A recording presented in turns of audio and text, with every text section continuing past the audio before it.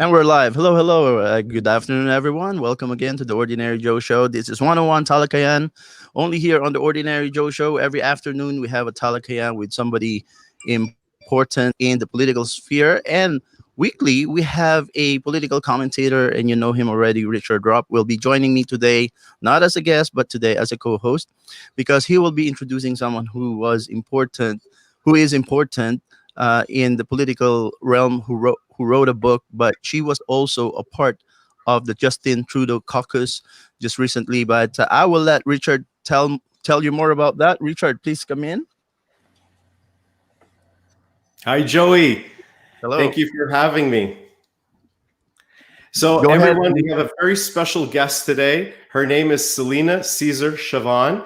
She was the former Liberal MP in the riding of Whitby, and she has a new book coming out on February the 2nd called Can You Hear Me Now? You can pre-order it already from her website and from the publisher Penguin Random House. I've known Celina for a number of years. I have a great deal of respect for her. She has a lot of integrity. She's a strong advocate for mental health issues and for minority empowerment. So, Celina, welcome to the show. Oh my goodness, I'm so excited to be here. Thank you so much for having me to Joey and Richard. Thank you so much. You're welcome. It's our pleasure. So let me give the audience a bit of a background about the riding so that people may know if they're not familiar with Whitby. Whitby, it used to be the riding of Whitby-Oshawa, and it was held by Jim Flaherty for a number of years. Jim Flaherty was the finance minister under Stephen Harper. Unfortunately, Jim Flaherty passed away in 2014. Those of you may know Jim Flaherty is the late husband of Ontario's Minister of Health, Christine Elliott. So when an MP passes away in the middle of a term, there has to be a by-election held for someone to fill the seat. And Celina was the nominated Liberal candidate decided to run in the riding of Whitby. And she ran in 2014. Unfortunately, she did not win. The Conservatives held the seat. But she ran again in 2015 under Team Trudeau, and she won the seat for the Liberals. And she held the seat from 2015 until 2019 when she decided that she wasn't going to run again. So, Celina, please tell us a little bit about your background and, all about yourself before you went into politics.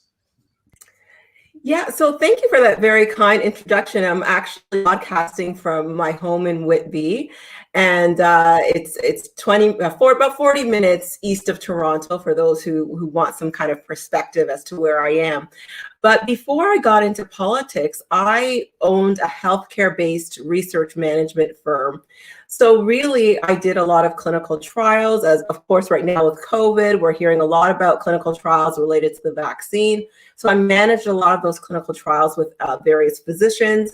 And then one of the bigger research studies that I worked on was Canada's first national epidemiology study on neurological conditions. So looking at risk factors, health services, impact and scope of 14 priority neurological conditions. When we think about neurological conditions across the age continuum, we're talking about Alzheimer's, Parkinson's, ALS, epilepsy, and really looking at the impact those diseases and conditions have not only on the person living with the condition, but also on their caregiver. So I owned that company for about 10 years and was the Toronto Board of Trade Entrepreneur of the Year in 2012. And in 2007 was named the Harry Jerome Award winner for the Black Business and Professional Association for the Young Entrepreneur category. So really had a good time in putting together the marriage of two things that I loved, which was business and research. That's really exciting. That's just amazing. So what made you decide then to pivot over to politics and want to become an MP? And what made you decide to run for the Liberals? So that is an excellent and very interesting story. And I hope your listeners could appreciate, because I usually get the question of, how could I get into politics? What do I need to do? Do I need to have a poli-sci course? Do I need to volunteer? Do I need to be involved in politics? And I would have to say the answer to all of those is no, no, and no, because I had none of that in my background. And it was interesting because in 2013, my company was coming up to its 10-year anniversary. And I wanted to just brush up on my skill set. So I did an executive MBA. And at the time, I was wondering if I would take the company international or leave the company and go into a private firm. So I did this executive MBA. And in December of 2013, for the first time ever, there was a politics component of the course. And I thought, this is very interesting. I was learning about it. And the professor was talking about how you could leverage your political capital to ensure that you're able to get certain things done for your business, whether it's funding or access to trade or other issues. And I thought, man, I don't have any political capital. I don't know anybody in politics. And so in February of 2014, which is 2 months later, I decided that I would just join a political party for the first time in my life. And I joined the Liberal Party because I'd always voted Liberal. I felt like their policies and platforms added enough of a safety net to our communities to be able to run with them or to join that party. And I was really interested in just not really running, but just being a part of it, going to probably some meetings or conferences or something like that. And then in March 8th of 2014, so 3 months after that first political science course, the Liberal Party had this strategy around inviting women to run. And I got an email that said, invite her to run. Do you know a woman who would be interested in running for our federal politics and would be interested in being a part of the change that we would want to see in Canada? And I said, sure, I'll do that. And I replied, and the rest is history, as you said, Richard, earlier. Well, that's very exciting. I mean, you definitely added to the fabric of Canada's political life by joining in and becoming a politician and running and putting your name forward. And kudos to you, because it's very difficult to put your name forward and to sacrifice your entire life to run for politics. So that must have been exciting. So tell some of the viewers some of your experiences, your early day experiences once you won the election, or you can talk about the not winning the by-election or winning the actual general election. What are some of your early day experiences that the average viewer would not know? Some exciting stories, the good, the bad, the ugly. Tell us some stories you want to share with us.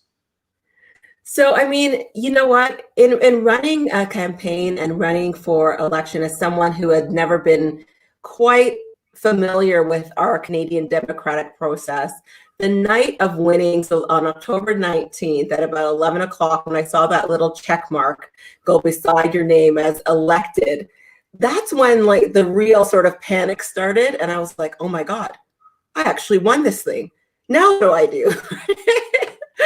And so I spent that first little while just really meeting with the mayor of Whitby, meeting with the local elected officials here, just of all levels of government. You have to understand, I'm not a hyper partisan person.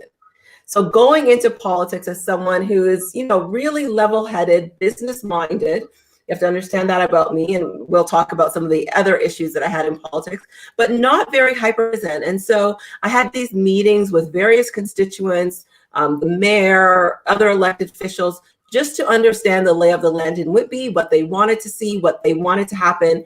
And then, of course, in December of 2015, so a couple of months after I was elected, I got a call from the Prime Minister's office that I had been appointed as the parliamentary secretary to Prime Minister Justin Trudeau, which was very exciting. And for those who are not familiar, the parliamentary secretary is really like a tag team.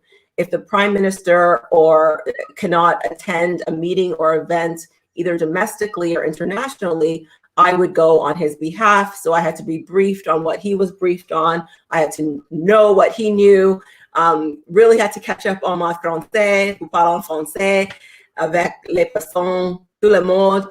And I learned French in 4 years. So it was a huge learning curve in those first few months that was really challenging. And, you know, as exciting as it was by January of 2016, I had a real big challenge with my mental health and was hospitalized for major depressive disorder. You've been very vocal about your depression. I really appreciated, quite honestly, reading about it. I know it was written up in the newspaper at the time, and I've spoken to you about it. You've been one of the very rare people who've been very open and honest about your challenges, your mental health challenges. And so I have a great deal of respect for you. Maybe you want to tell some of the viewers about, your challenges with depression, and how was that brought on, and how did you cope with it, and how did you work past it? So, it's very interesting because even when I was running in the by-election, when I lost the by-election, as you mentioned, in 2014, after that by-election, I spent 2 months in bed. So the by-election was in November 14th of 2014. And for January and February of 2015, I just did not get out of bed. It was like a battleground in my house. I was just having so many challenges. And so my husband actually because we had to keep campaigning, he quit his job. He was the vice president academic at a private college. He quit his job to help me campaign. And then I actually went to see Jane Philpott as my physician, who we all know Jane was elected. And we have very similar stories in terms of our time in politics, but finally got treated. But again, when you get treatment for mental illness or depression, and go immediately back into like running a campaign and running in a general election and not really having that time to process, that time to take care of yourself and to heal, which is why I talk about mental health so candidly, is because I want people to know that it's okay, first of all, to talk about it, and it's okay to feel badly, but it's okay to get the help that you need, especially in racialized communities where it's often taboo to talk about mental illness. And I'm very open about talking about my major depressive disorder and my anxiety, because when I was in crisis in January of 2016, I'm the parliamentary secretary to the prime minister. I'm an elected official, the first Black woman elected in this Durham region.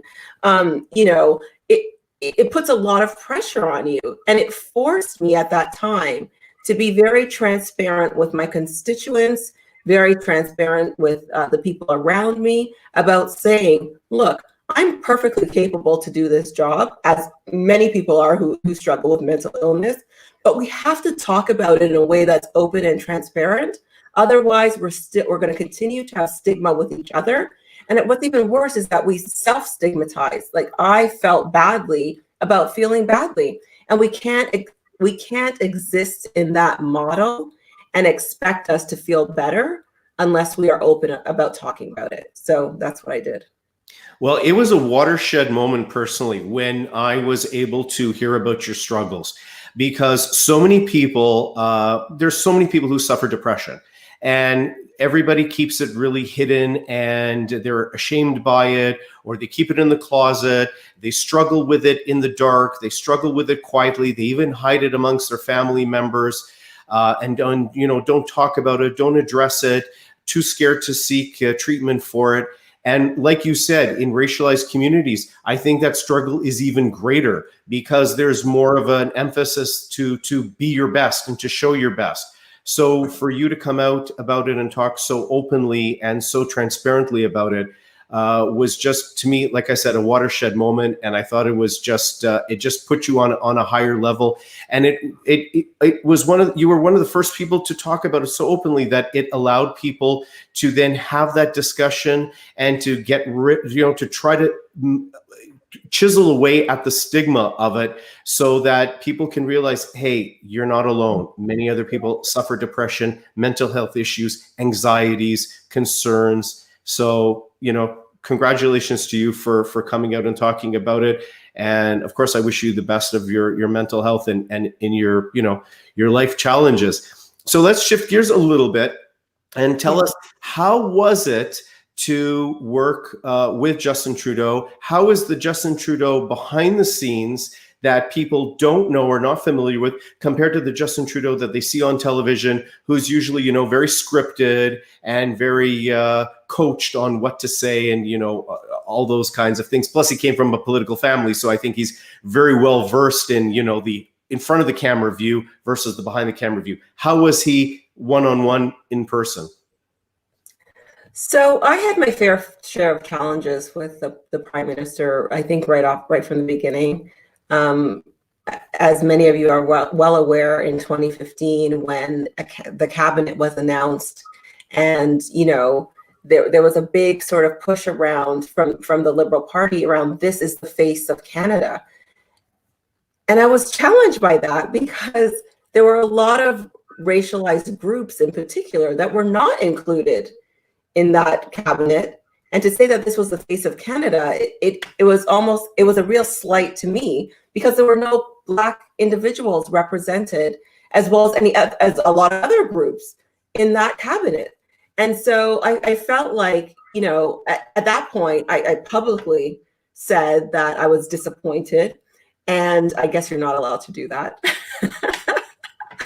So I guess, Canadians got a taste of who Celina was in that moment, in the fact that I really did not back down to challenges. And I was going to say what I felt, because you have to remember, in 2015, when Justin Trudeau ran, he ran on the fact that diversity was his strength. He ran on the fact that he was going to be open and transparent. He ran on doing government differently, and he ran on being bold and transformative. And, in that moment, I thought, does that bold, transformative, open, transparent, diverse government include me and include a lot of other people with intersecting identities? So I think people often look at Celina and they see a Black woman and they think that I'm only invested in Black issues. And really, that's certainly not the case. I think when we think about people with multiple intersecting identities, we have to realize that if I'm at the table speaking about Black issues, I'm speaking about issues of racialized people. I'm speaking about issues, people with different sexual orientation, persons with disabilities, racialized religious minorities, and Indigenous people as well. And seeing that at that moment made me realize that maybe I was in for a little bit more of a challenge than I anticipated. And then even in that meeting that we had in December of 2015, the first thing I said to him was, Justin, if you have brought me in as your parliamentary secretary to fill any gender or racial gaps that you have in your cabinet, I don't want it. I don't want a tokenized position. I want to be here because I'm here. I have 2 MBAs. I have strong business acumen. I am quite accomplished, and I'm very strategic. And so I can help you in terms of some of these issues that our country is facing, but I don't want to be tokenized. And of course, he said, no, this is not the case. But to be very clear about why I think, people were shocked by a lot of the issues that I had with the prime minister, was that at the end of 2016, in my first year as parliamentary secretary to the prime minister, I must have quit that job about 3 times. This is not public. You'll have to read my book to get the whole story on that. But I may have quit that job 3 times. I was denied it 3 times. But in December of 2016, 1 year in, not only was I moved to a different portfolio, there was no longer a parliamentary secretary to the prime minister. That title was removed. And so one thing I say to people is, I specifically said I didn't want to be tokenized, but the only 3 times that I ever attended an event, an international event on behalf of the prime minister, 3 times. The first was the state dinner in Washington, in which I was not invited to the state dinner. I was only invited to meet the president, President Obama, on the South Lawn. I had no responsibilities in that trip. I had no meetings. I did not attend the dinner. I only went to that one event. The second was the opening of the National African American Museum in Washington, D.C. And the third was the inauguration of President Akufo-Addo in Ghana, who recently won a second election. So congratulations to him. But those 3 events, the things that they all have in common is that they're Black events. And I just thought, I told you that this is not what I wanted. So I'm out. And I never wanted to just be a title or a token. And I told him that. And I think me challenging him and actually keeping my word on my challenge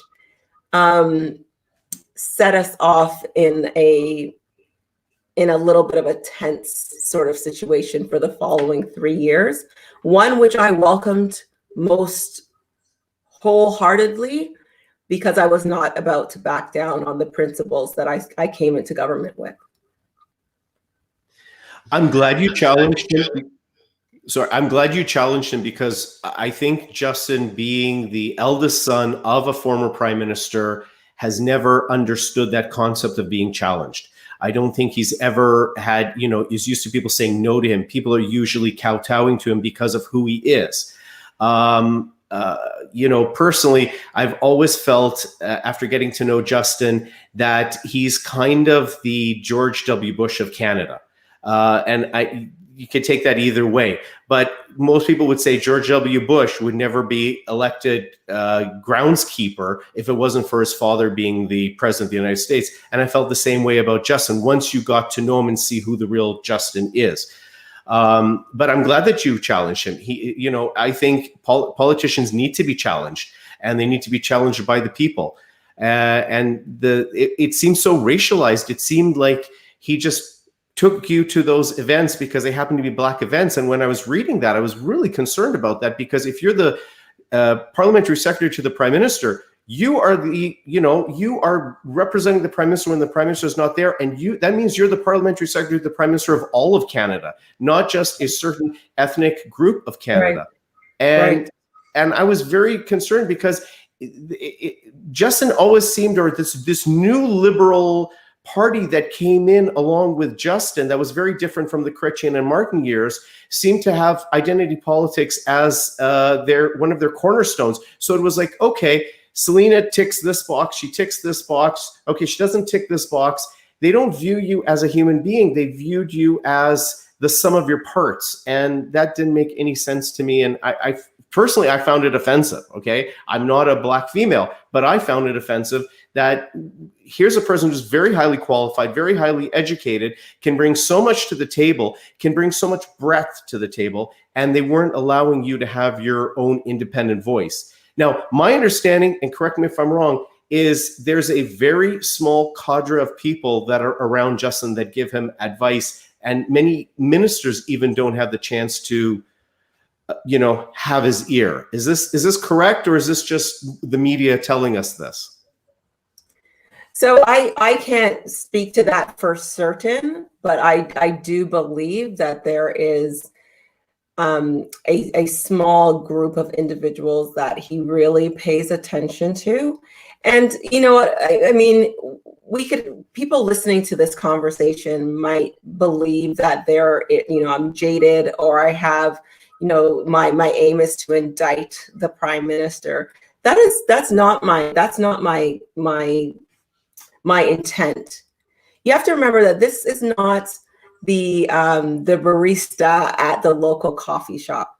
This is someone who has grown up with privilege and power and has chosen to run in an election just like I did, get the votes that was needed, and end up as a prime minister. We gave him that job.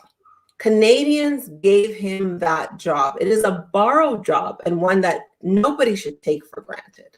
And so we have to hold him to a different standard than just the Trudeau brand that he has been accustomed to. We have to hold him to an account to ensure that the decisions that he makes is in the best interest of Canadians. And you're absolutely right, Richard. When he looks at me as Celina, the Black woman, he totally forgets what my job is. My job in Ottawa is not as Celina, the Black woman. My job in Ottawa is 130,000 people strong. It's everybody in Whitby. Mm-hmm. And the moment he forgot that was the case was the moment that I think he completely dismissed his responsibility. And his responsibility was to understand I come with 130,000 people. That's who I represent. And of those 130,000 people, most of them who voted for me were not liberal. I didn't win because only liberals voted for me. I won because a lot of conservatives voted for me. A lot of NDP voted for me. A lot of people who were disenfranchised from the political process, who wanted to make sure that they had a voice in Ottawa, voted for me. And I was not about to let the Trudeau name, whatever that means, deter me from doing what needed to be done to hold him to account. Can I have a beer with Justin Trudeau? Certainly. Can I follow him as a leader? Absolutely not. Mm. That's very honest. That's very honest. And you know what? I just love what you had just said, which is you represented the 130,000 people of Whitby. It wasn't that they were certain check boxes on a scorecard of who they are. They are individual people in their own right, and you represented each and every one of them equally and fairly. And congratulations. Like, I really liked how you expressed that. That made it so important, because I found with Team Trudeau, it was so much about, okay, does this person tick this box? Does that person tick that box? And instead of looking at the content of the person's character and who that person is, it was looking at identity politics and those kind of things. So tell us a little bit more about the behind the scenes experiences that you had with Justin Trudeau. I know as a parliamentary secretary, you wanted to have more meetings with him and more FaceTime with him, and you were denied that. But maybe you could touch upon that and tell us some other stories and some other experiences, good and bad, that you had as the MP for Whitby in your term. I just want to say something, Madam Celina, before you answer that question, is that because this is now the season for many Filipino Canadians who wants to get involved in politics. And we just recently had also an election where a Filipino was a candidate. But when you were talking about being tokenized and in this kind of identity politics that Justin Trudeau is running, many in my community, Filipino Canadians, are attracted to Justin because of his personality, but not the character. So when people are given, opportunities and positions from the Filipino community, but it's tokenized, that is something we don't appreciate as well. Thank you for verbalizing that for verbalizing that for many Filipino Canadians. Go ahead, madam. That's a very important point. I think there's a lot of blind sort of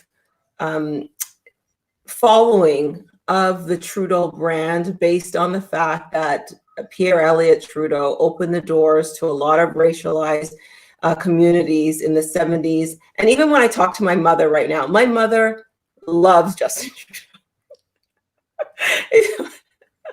Every time we just don't talk about Justin Trudeau. Like, we don't talk about him anymore because she just doesn't understand. And I say to my mom, I said, you came to Canada and took a risk. You took a risk leaving Grenada with $100 in your pocket, came to Canada to better your life for your children. My job is to take the similar risk and challenge the status quo here to make a better life for my children. So the risks are the same, but we're doing things differently. And like I said, I'll have a beer with him, but I can't follow him. And I think, some of the great things that have happened to me, to go to Richard's question, happened because he was prime minister, happened because I was there at that particular moment. But that doesn't mean I won't hold him to account. I will always do that, because that's what I believe. For great leaders to be better, they need people around them that are going to hold them to account. They need people around them that are going to push them outside of their comfort zone and allow them to think bigger and bolder. And so if people in the Filipino community, if they're going to run, they need to take every single bit of experience that they bring, that their heritage, their culture, their identity brings with them.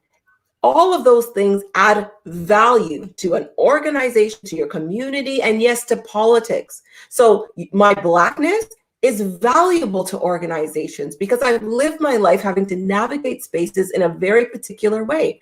And so I think when you're thinking about the Filipino community, you think about your culture, your heritage, the richness of that.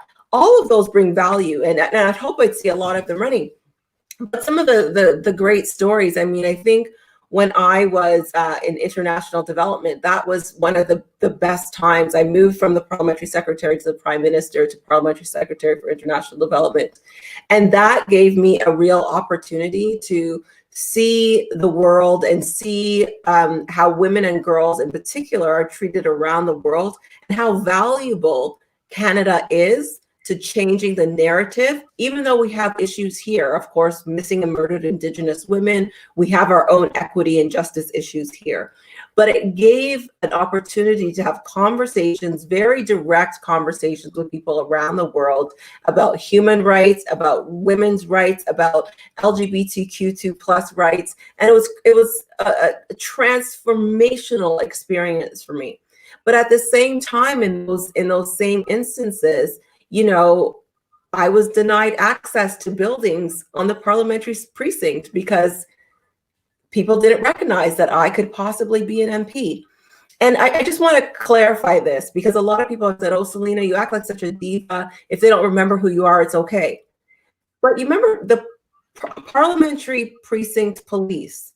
If there's ever an incident on the Hill, like there was a shooting a few years back, they are supposed to make sure that they know who all of the MPs are, so they could protect them and get them to safety. And there were often times when there was one time actually was I was walking behind Bill Morneau, and one of the security asked me if I was his help.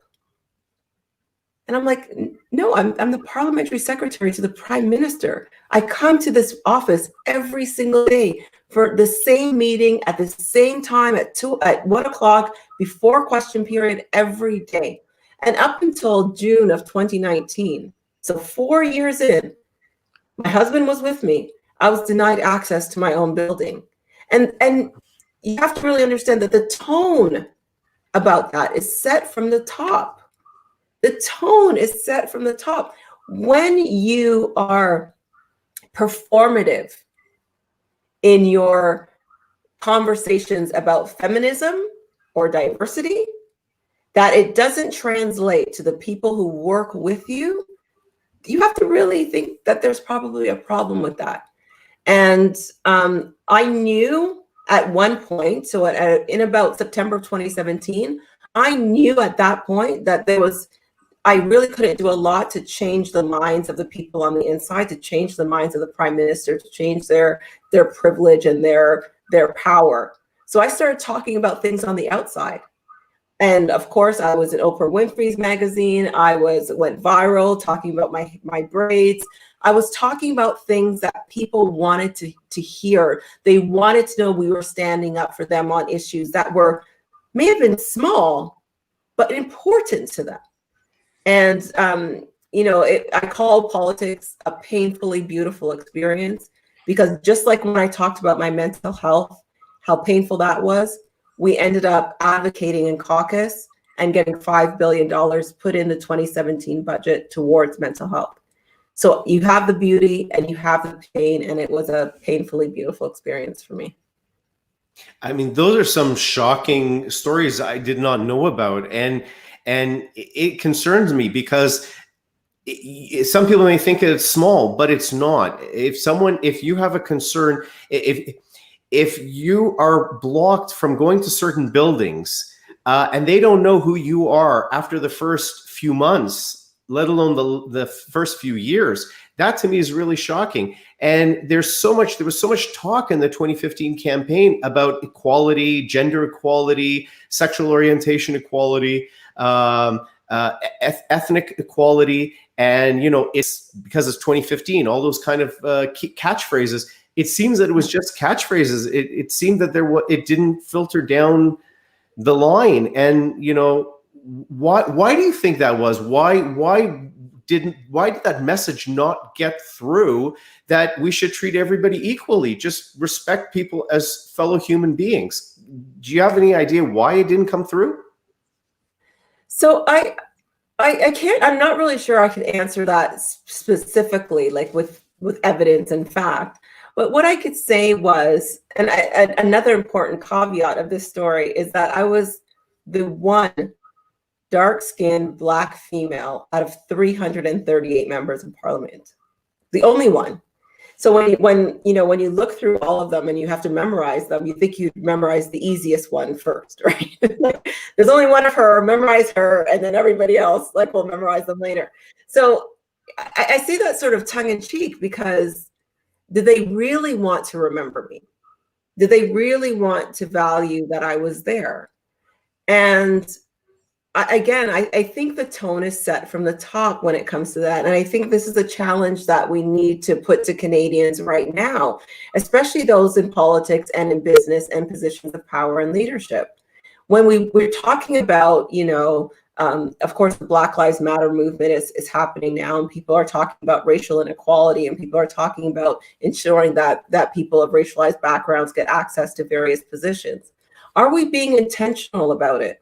Are we actually putting our money where our mouth is and saying, yes, we actually want this to happen?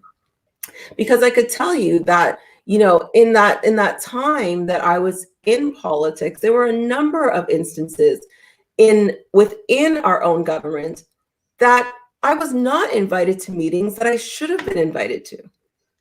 I was not invited to participate in conversations that I could have lended great insight to because of my experience. And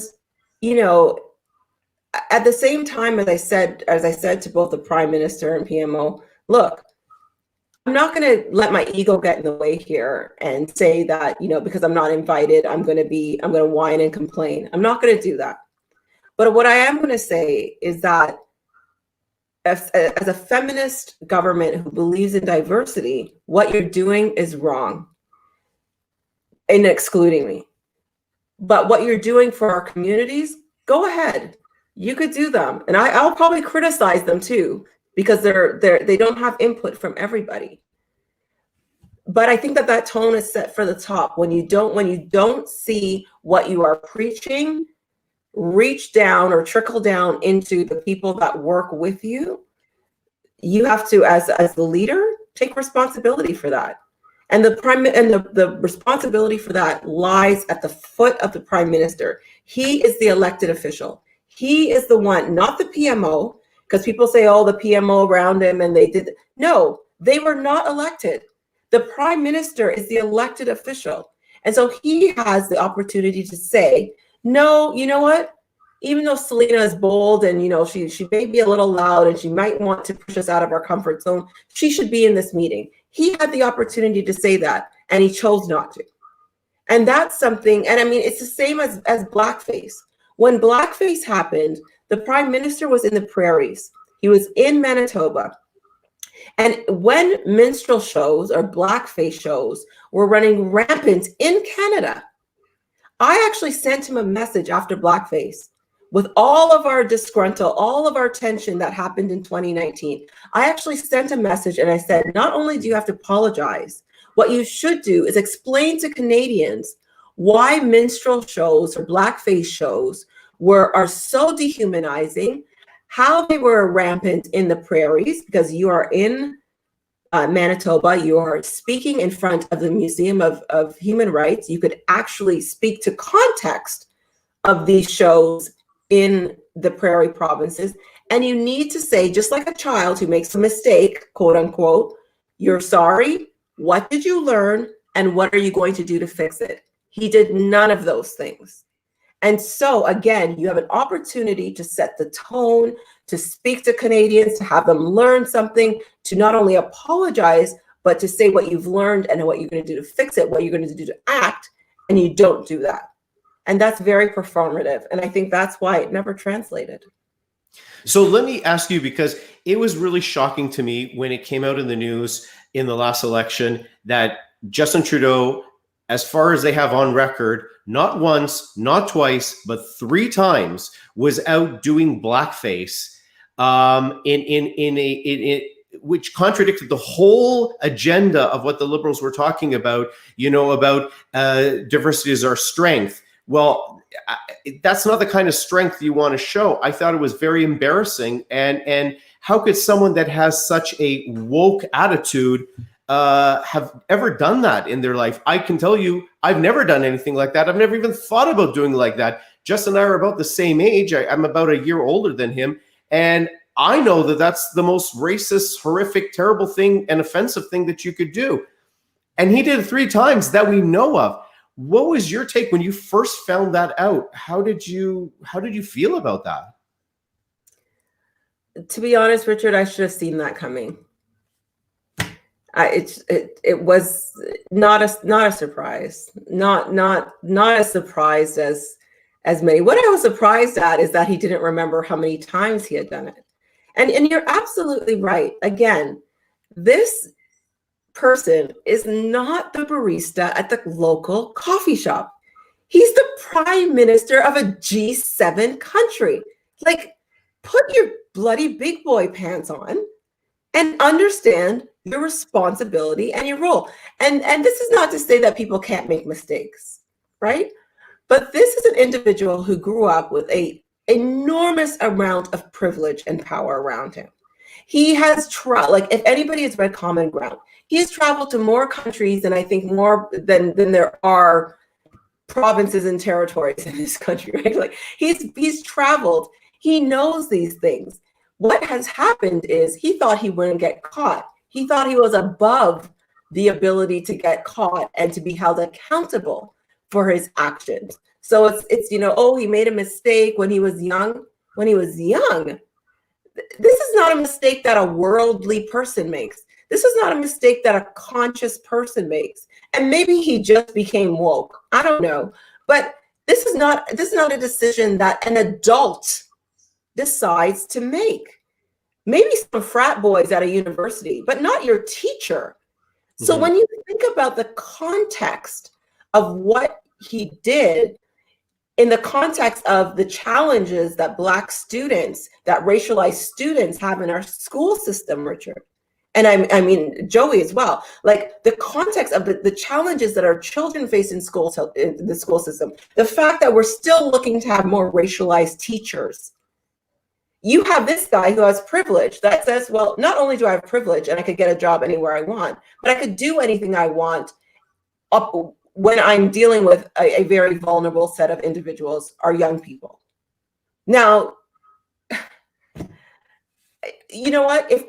Let me tell you something, Richard and Joey, and I'm gonna be very blunt, and I could say this too about myself or any member of the Filipino community who would probably be listening. If I or any of them did that, we would never work a day of our lives in Canada again. Yes. Period. It would be a career-ending move, no matter how young people thought we were or just a mistake. It would end our careers. We will never work a day in this country again, period. And that is what privilege looks like. That is what taking advantage of power looks like. And that's why I could never follow him as a leader, because he's not one. Well, I agree with you because I even viewed it and I can extrapolate it. Let's say, for example, if Andrew Scheer or Donald Trump had ever been caught doing blackface, when they already have that aura around them just because they're conservative or just because they're more right wing, it would be completely a death blow to them. It would be an end to their political career, a complete destruction for them if they were to ever be caught doing something like that. And I just can't believe what offended me in that election was how two-faced the average liberal voter was, where a year before there was the issue about blackface, they would say, oh, absolutely, that's the most racist thing. It's disgusting. It's horrible. It's terrible. It's racist. But then when Justin does it, they kind of give him a pass. Well, he apologized for it. But he did it 3 times. He didn't just do it once. It was 3 times. Well, he apologized for it. And I'm still going to vote for him because he's so much better than Andrew Scheer. And I don't need to bring politics or parties into it. It's just I found that whole argument to be so questionable and to be so it almost became like the Liberal Party was like a cult. no matter what Justin did, he could do no wrong. But if anybody else did it, they would be hung for what they did. But isn't it a cult though, Richard? Isn't it a cult? Like, you know, as a liberal, or late in 2019, when I was speaking out against my own government, you know, I was being met with the most vicious comments from liberals, from liberals themselves. And I would say, you know, so we cannot be liberals and hold our government to account. We cannot be liberals and say, hey, Justin, what you did was wrong. Mhm. We have to sort of like spin it and say, well, it was probably right. What kind of government is that? What kind of society, what kind of democracy is that? When you Mhm. cannot say, yes, I'm a liberal and I'm also going to tell you that you're wrong. Are they mutually exclusive? Only within a cult can you say, see something that is absolutely wrong and still not be able to talk about it for fear that you are going of reprisal. Only in a cult that could happen. And I don't have a herd mentality. I can't do that. I agree with you. I'm exactly on the same page, and I felt it was only when you stop drinking the Kool-Aid do you start to see things a little bit more clearly and in balance. And I think you have to speak truth to power, like you said, and you bring so much to the table. Why wouldn't a leader want to listen to your view, your life experience, which he hasn't had that same life experience? So he can only strengthen and deepen his own policies and ideas if he listens to your life experience, because now you bring something to the table that he would never have the opportunity of knowing. So let's shift a little bit to feminism, because I've always felt, I know many people have called him a fake feminist. And I know you were a strong friend of, like you said, of Jane Philpott, and I'm sure of Jody Wilson-Raybould. I was always a strong supporter of Jody Wilson-Raybould. I believe she really spoke truth to power, and she understood the role of her job, and she was not going to be bullied to do something that she didn't want to do. For example, the deferred prosecution agreement with SNC. Tell us some of your experiences with either Jody or Jane, and that whole SNC period of time. Oh my God. May I ask Madam Celina something just before you go to that Yeah, question? sure. Is that all right? Madam Celina, when you were talking about how you were walking behind Bill Morneau and the Parliament police stopped you and asked you if you were his assistant, that has happened 1,000 times to many Filipinos, and that a lot of Filipinos will connect to you about, you know, being mistaken for the nanny, being mistaken for the personal assistant, being mistaken for the private nurse who's following a person around, maybe with the medicines and the stethoscope. But you know, a lot of Filipino Canadians in my community feel like that's never gonna change. We just have to accept that this is the status quo. And many in my community have that attitude that, well, this is our place in Canada. So let's, you know, play the role. What can you say to that?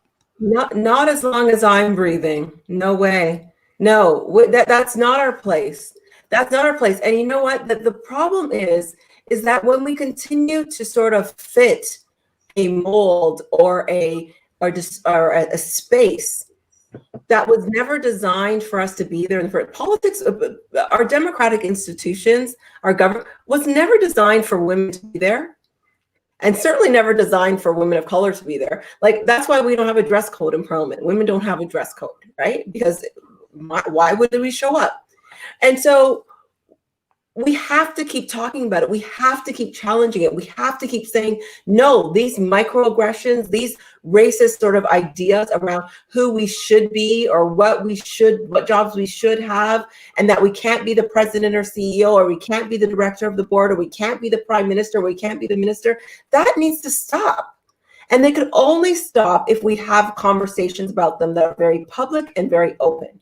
So when I talked about the microaggressions that I was facing on the Hill, it wasn't so that I could sort of have, you know, a way so people could feel sorry for me. It was really around saying, these are the experiences that I, even as a parliamentary secretary, experience. But could you imagine people who have jobs that, you know, they're afraid to lose their job? They couldn't fire me for 4 years, and I had a big title, and I was still receiving these microaggressions. So what happens to other people, right? So I wanted to have a conversation about it because I wanted people to know exactly what it was that they were doing, and to give them a very good opportunity to stop it.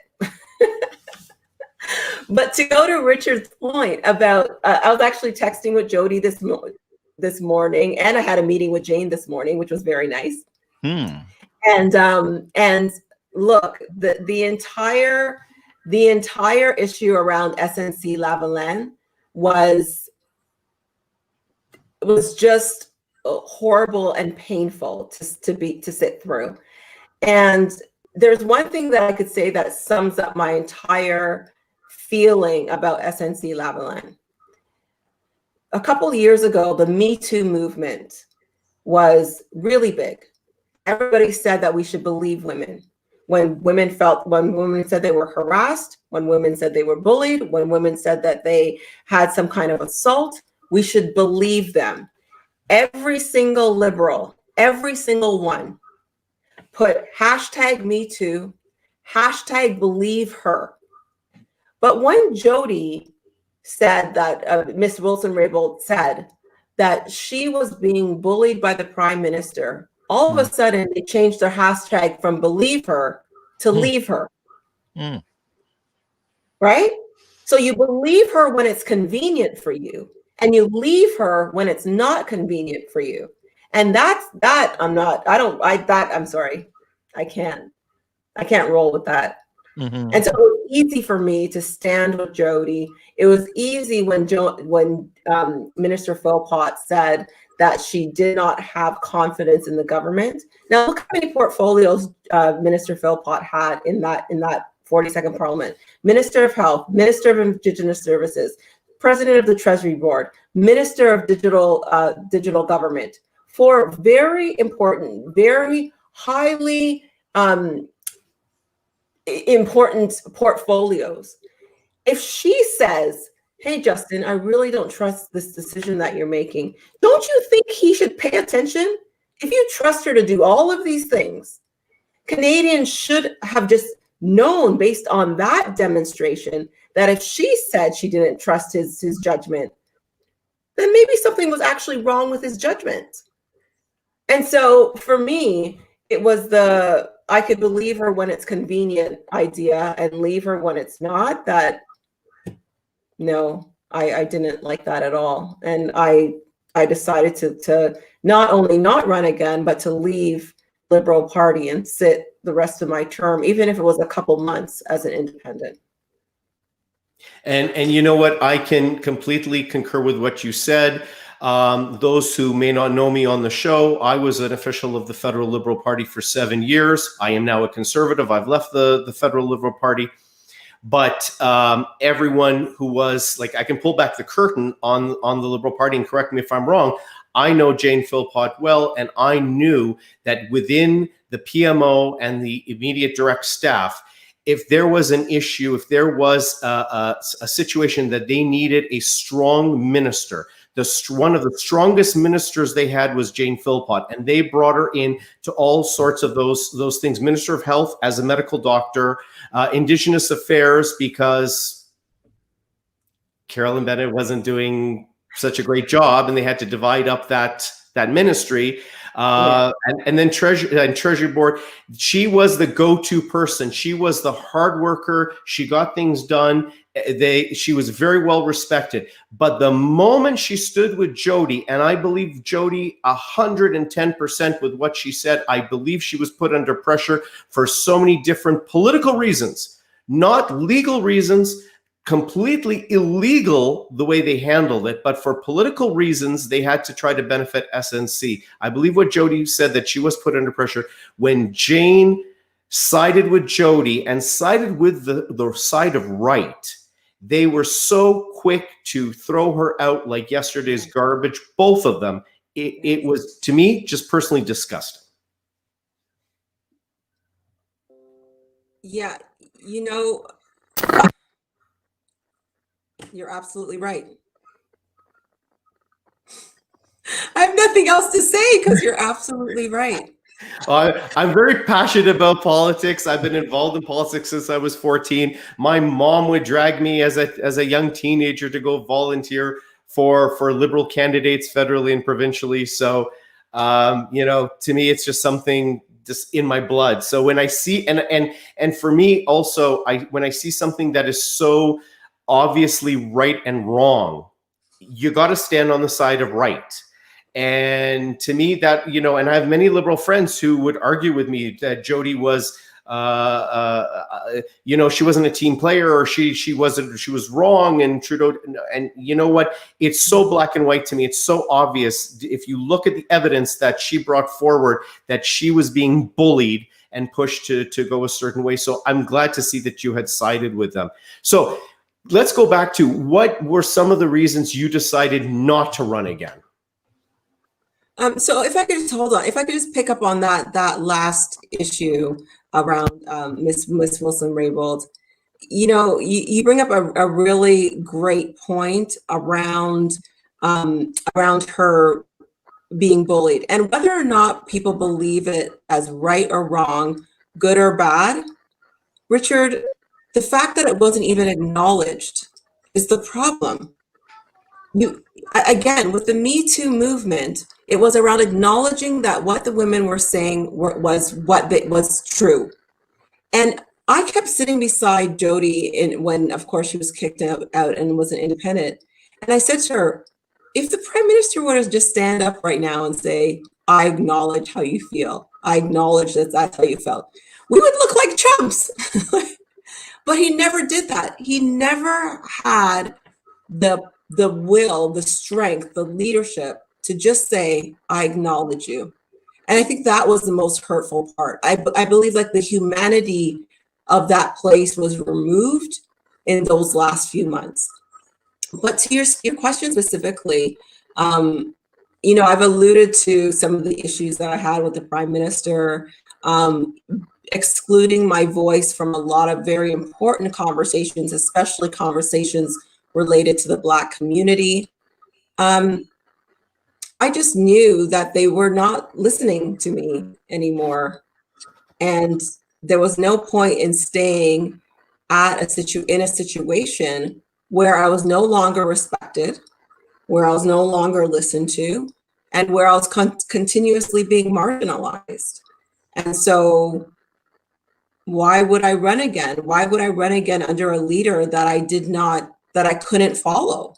And especially at the end with SNC, why would I run with a party that completely went against its own mandate around feminism and around standing up for women? At that point, I didn't even want, never mind not running again, I didn't even want to be a part of that party anymore. So I sat as an independent on March 20th. Mm-hmm. Madam Celina, I just want to, Richard, just want to make sure that we have ample time as well to talk about Madam Celina's book, unless everything that we're talking about is exactly what the book is about. Is that, Richard? That's exactly the question. I was going to say, what made you decide to write a book? Yeah, and tell us more about your book. I'm really excited for it to come out. Yeah, so I think your listeners, Joey and Richard, will appreciate the fact that the book starts off with on March 21st, the day 2019, the day after I sat as an independent, and it gives sort of like a high level view of politics and some of the things that we talked about. But really, I then realized that I didn't need politics to understand that I'm an independent person. And so I reflect back on my entire life. So it is in memoirs. Chapter 1 through 9 goes through my entire life up until politics. And some of the lessons that I learned in business, some of the challenges that I faced as a young adult, some of the challenges I faced as an immigrant person, some of the lessons that I had, how I had success in business, how I had success in some of the things that I was doing. And then chapters 10 to 13 are the 4 years that I was in politics. And it's very transparent in that too, but it also talks about the lessons. And then the last chapter is, again, waking up on March 21st, 2019. And instead of looking backward, looking forward at the promise of Canada, the promise of our democracy, how people could not just, and the book is called Can You Hear Me Now, but not just how that, the world needs to hear Celina now, the world needs to hear us all now. We all need to use our voice. We all need to stand up, especially at this time. Stand in our authenticity, stand in our strength, stand in our power, but also stand in our mistakes, our flaws, our weaknesses, and understand that all of those things created the great person that you are today.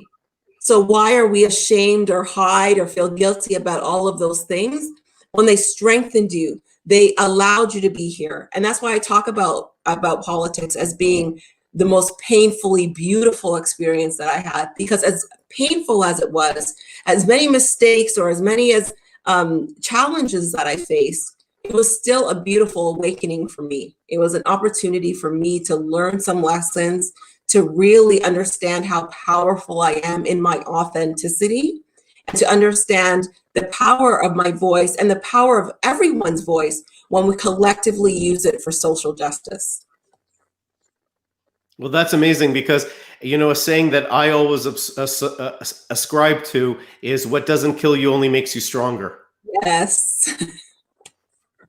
So you've had so many experiences, and I can't wait for your book to come out. And, for Joey's audience and for the general Filipino community and all minority communities and all ethnically diverse communities, I think there's going to be so many lessons that can be learned in that book that can be applied to whatever ethnic community you're from. Oh, for sure. Absolutely. And that's the thing. The book is less about a politics book as it is about leadership, as it is about being transformative change. And within the book itself, it gives those lessons. It's sort of a how-to. How did Celina come from this 2-year-old immigrant child from the tiny island of Grenada to the parliamentary secretary of a G7 leader? Like, and it's a very vulnerable book too. Like, if there are no secrets after this book, I talk about my mistakes. I talk about the things that make me feel ashamed and guilty. And I do it because I want people to know that mistakes happen in their world, and that's okay. I respect your vulnerability. I think that's one of the things that always drew me to you. And, back to what you were telling before, I know Celina is not a wallflower. So for people not to recognize who she is, she was one of the standouts in the freshman class of 2015. I can't imagine that any staffer or any parliamentary police would not know who Celina is, because anytime I would see her at an event, I'd be drawn to you and I'd want to come and talk to you because, you're not a wallflower. You're very honest about your vulnerability. You're very honest about your experiences in your life. And I found that very attractive. And I hold you with such high esteem, and your integrity is very high to me. Thank you. Thank you so Madam much. Celina, can you tell us some details how, a lot of Filipino will be very interested because it's a how-to book, a how-to book on how to, from an immigrant status to being someone who is writing a book about, can you hear me now? We all want to be heard now. How can we get a hold of your book? Oh, thank you so much. Well, it's available with Penguin Random House Canada. So the easiest thing to do is Google Celina, Celina. Can you hear me now? And it'll come up with all the ways that you could buy the book. The ebook is available, the actual book itself. If you do want to get bulk orders though, so above 50 books or more, any of your listeners want to do that, I would suggest they get in touch with me directly, because then you could get a really great discount on the books. But if you go to just Google it and purchase. And right now I'm actually in the process of recording the audiobook. So the audiobook will be available soon. I'm excited for that because I love audiobooks in the car. Maybe I'm old-fashioned, but I like to actually listen as I'm driving to hear the book. It re-emphasizes it. Once I've read the book, it emphasizes, parts of the book that I might have missed reading. When I hear it on the audio, I get, both sides of it. So it's good. I'm excited by that. Me too. I would love to listen to the book. There are many female media, independent media in my community, Madam Celina. If it's all right, I would also like to refer you to some female leaders who wants to champion some of the things that you're talking about. For sure. Thank you so much. And I want to say to you and your listeners, Richard, Joey, thank you so much for having me on today. It truly is these platforms, these independent platforms that really allow us to connect as human beings, to reaffirm our humanity, to reaffirm how much more connected we are than we are disconnected. And allowing me this opportunity to have a conversation with your listeners is critically important. And I really thank you for that. I couldn't have said it any better, because I've always believed we have more, as human beings, we have more similarities and we have more things that unite us than what divide us. If we want to focus on the little things that divide us, we could spend our lifetime on that and just be negative. But if we want to be positive and lift up all humanity, we should just focus on all the things that unite us and that's similar to each and every one of us. So that's great. Thank you. Maybe let's go around and give some closing statements before I say a formal goodbye to all our audience. Madam Celina, any closing statement or inspiring words for our listeners? So, you know what? I just want to say thank you for listening. And I think at the end of the day, what has allowed me to be in this very, very important position that I am, this position of what I define as success. Success to me is defined as being happy, being joyful in my position in life. And that's where I am right now. But that's come because I've grown to a place of authenticity. I've grown to a place where understanding that my authentic self and my voice and standing 100% of the time in my principles and my values is more important than any dollar sign could ever bring or any title could ever bear. So to each and every person listening today, know that you are valued as your authentic self and that your voice really does matter. So thank you. Any closing statements, Richard? Well, first of all, I just want to thank your audience for listening, and I want to thank Celina for being our special guest today. I was really looking forward to this interview, very excited for it. When I heard that she had written a book, Can You Hear Me Now? Right away, I Googled it. Penguin Random House, coming out February 2nd. I can't wait to get a copy. I can't wait to read it. I think, like she said, she's a very authentic person. She has a lot of integrity. She has a lot of experience. She has a lot of depth. And I'm really excited for the book to come out and to read it. And there you go, folks. This is 101 Talakayan. I'm your host, Joey Salvador. And you can see this again on rerun. And on the rerun of this, we are going to put all the information. Madam, if you can, maybe your assistant can text me or email me some of those information we can put on this post, how to get a hold of your book, how to get a hold of you. I will. And again, our host for our guest for today is Madam Celina Caesar-Chavannes. Our co-host, Richard Rupp, always valuable political commentator, very valuable for our show. And I'm your host, Joey Salvador. And this has been One-on-One Talakayan, only here on The Ordinary Joe Show. God bless you all. Goodbye. And thank you again very much, everyone, for joining this show. Bye, madam. Bye, Richard. Bye.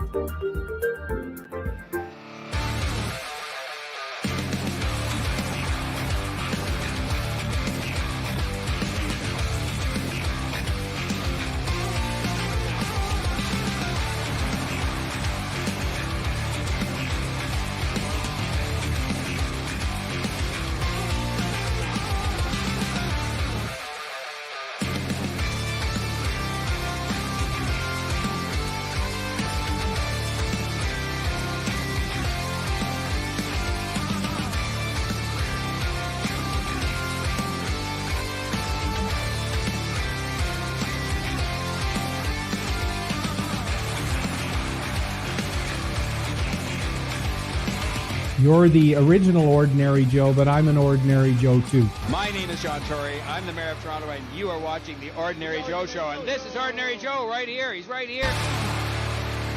Ako po ang iyong tagapag-ulat, Joey Salvador, at ito ang Filipino-Canadian Daily on OJTV. And